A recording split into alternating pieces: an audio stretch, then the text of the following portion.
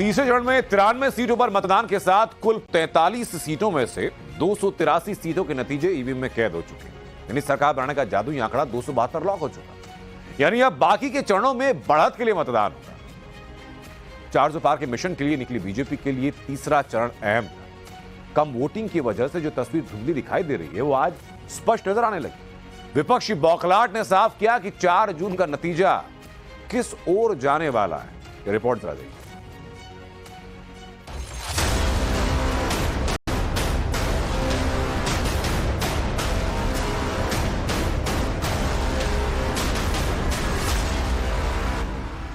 पहला, दूसरा और अब तीसरा चरण। 543 सीटों में से 283 सीटों का भविष्य आज ईवीएम में कैद हो गया। अब आने वाले चरणों के लिए बची हैं 260 सीटें। 283 सीटों पर मतदान का मतलब बहुमत की 272 सीटों से ज्यादा। और मोदी को कितनी चाहिए? 400 पार। अब की बार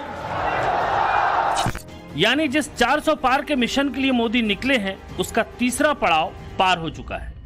तीसरे चरण के लिए 11 राज्य और केंद्र शासित प्रदेश की 93 लोकसभा सीटों के लिए मतदान किया गया है। 1,85,000 कुल पोलिंग स्टेशन बनाए गए हैं।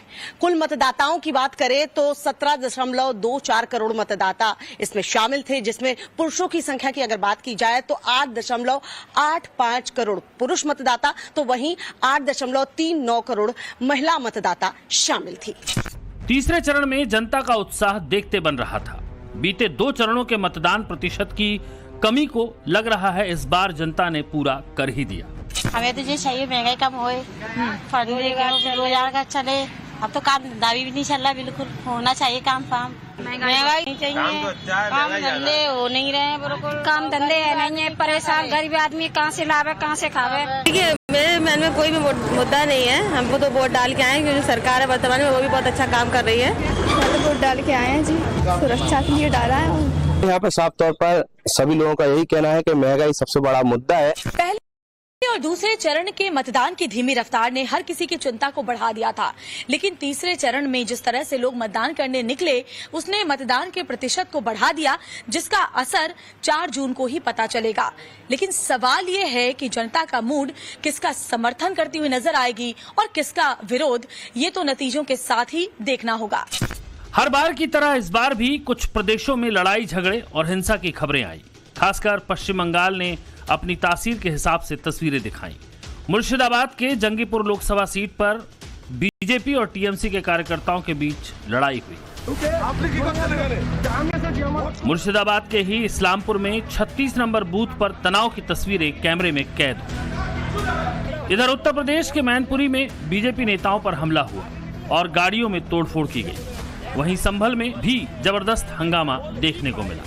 लेकिन मैनपुरी में पूर्व सीएम अखिलेश यादव ने बीजेपी पर जमकर आरोप लगाया। अखिलेश कह रहे हैं प्रशासन ने मैनपुरी में सपा के नेताओं को बंद कर रखा है। जो पुलिस का व्यवहार है और प्रशासन का व्यवहार है वो ठीक नहीं है। ये फेस भारतीय जनता पार्टी को सफाया कर देगा। आप देखिए क्या हालत है, क्यों मारपीट हो रही, देखिए पुलिस क्या कर रही है। पुलिस कहाँ की तस्वीरें, ये संभल की है और यहाँ मैनपुरी का हमारे पास खबर आ रही है कि जहाँ समाजवादी पार्टी कार्यकर्ता नेता हैं उन्हें बंद कर रहा है प्रशासन। भारतीय जनता पार्टी के जो प्रत्याशी हैं उनके परिवार के लोग कह रहे हैं कि बेटा घूम रहा है, कोई कह रहा है कोई घूम रहा है। मैंने एसएसपी से बात की है तो एसएसपी कह रहे हैं और जो वहाँ का किसनी का कोतवाल है वो हमारे किसी बीजेपी के नेता का रिश्तेदार है। तो आप सोचिए अगर लोकतंत्र को सुरक्षित रखने के लिए ये करेंगे तो जनता क्या करे।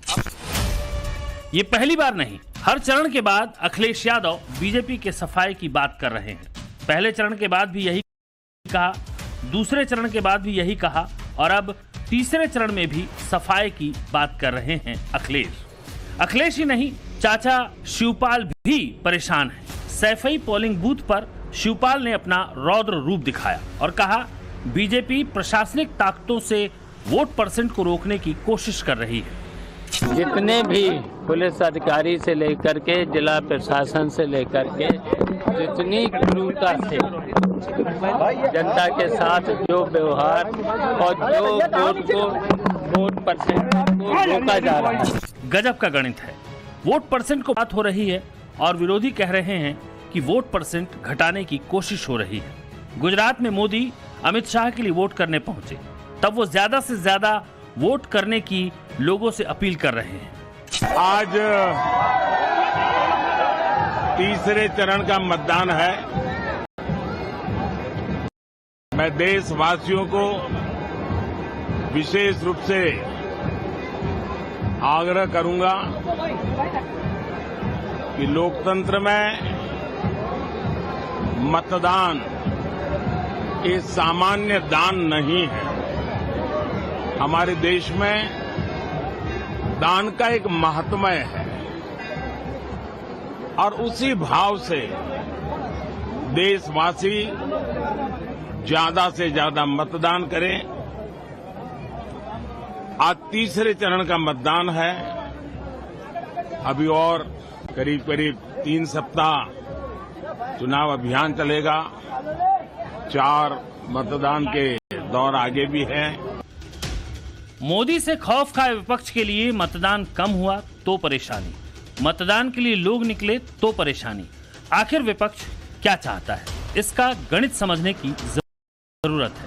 दरअसल ये हताशा है मोदी की उस गारंटी की, ये हताशा है मोदी के उस संकल्प की जो अब धीरे धीरे विपक्ष को जमीन पर उतरता दिखाई दे रहा है।